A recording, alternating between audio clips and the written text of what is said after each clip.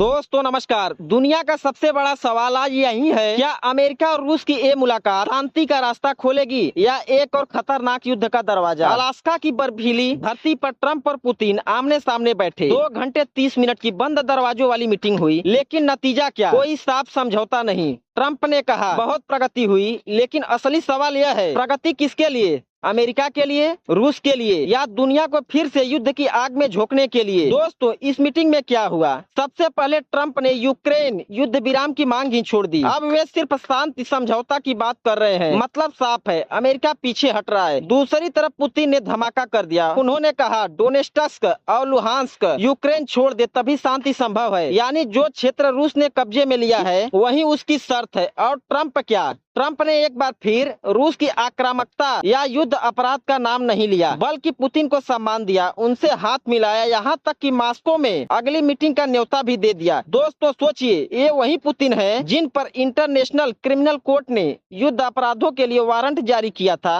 और ट्रंप उन्हें गले लगाकर अमेरिका की ताकत को कमजोर करते दिखे। क्या यह अमेरिका की हार नहीं है क्या? क्या यह पुतिन की चालाक जीत नहीं है क्या? मीटिंग के बाद यूरोप भड़क उठा, यूक्रेन का दिल टूटा। जेलेंस्की ने साफ कहा, हम अपनी जमीन किसी को भी किसी हाल में नहीं छोड़ेंगे। यूरोपीय नेता भी नाराज हैं। यूरोपीय नेताओं को लग रहा है कि अमेरिका धीरे धीरे रूस के आगे झुक रहा है। वहीं रूस में जश्न है। मीडिया कह रहा है कि पुतिन ने ट्रंप को अपने पाले में कर लिया। सोचिए, जब ट्रंप ने कहा अब शांति की जिम्मेदारी यूक्रेन पर है, तो इसका सीधा मतलब यह है कि अमेरिका अब युद्ध रोकने की कोशिश नहीं करेगा। अब यूक्रेन अकेला है और रूस की चाल और तेज हो सकती है। भारत पर असर। अब सवाल यह है, भारत के लिए इसका क्या मतलब है? अगर रूस और अमेरिका के बीच तनाव कम हुआ तो भारत को जरूर फायदा होगा।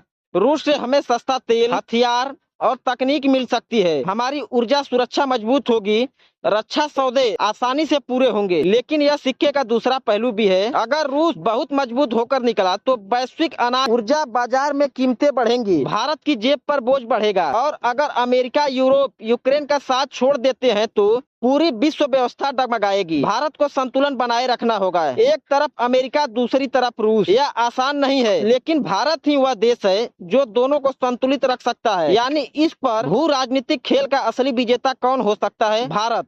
मॉस्को में अगली मुलाकात। दोस्तों, अब सबसे बड़ा सवाल, मॉस्को में होने वाली ट्रंप पुतिन मुलाकात में क्या होगा? शांति समझौते का खाका पेश हो सकता है। रूस डोनबास क्षेत्र पर दावा ठोक देगा और अमेरिका मान भी सकता है। सुरक्षा गारंटी की बात होगी, मतलब रूस कहेगा नाटो अब और नहीं बढ़ेगा, और ट्रंप इसे मान ले तो क्या, यह न केवल यूक्रेन बल्कि पूरी यूरोप की सुरक्षा को हिला देगा। अमेरिका रूस पर नए प्रतिबंध नहीं लगाएगा, इससे रूस की अर्थव्यवस्था और मजबूत होगी। सबसे खतरनाक, अगर बातचीत नाकाम रही तो रूस अगले बड़े हमले की तैयारी करेगा। मॉस्को की इस मुलाकात में या तो शांति का झंडा उठेगा या फिर युद्ध की आग और भड़क जाएगी। दोस्तों, यह खेल अब सिर्फ रूस और अमेरिका का ही नहीं है, यह पूरा विश्व दांव पर है और भारत को इसमें अपनी भूमिका मजबूत करनी होगी। अगर अमेरिका और रूस दोनों अपने हितों के लिए यूक्रेन को बलि का बकरा बनाते हैं तो यह पूरी दुनिया के लोकतंत्र के लिए सबसे बड़ा खतरा होगा। भारत को चाहिए कि वह अपने सैनिक, अपनी कूटनीति और अपनी अर्थव्यवस्था तीनों मोर्चों पर और मजबूत बने, क्योंकि अगर युद्ध का धुआं यूरोप से उठेगा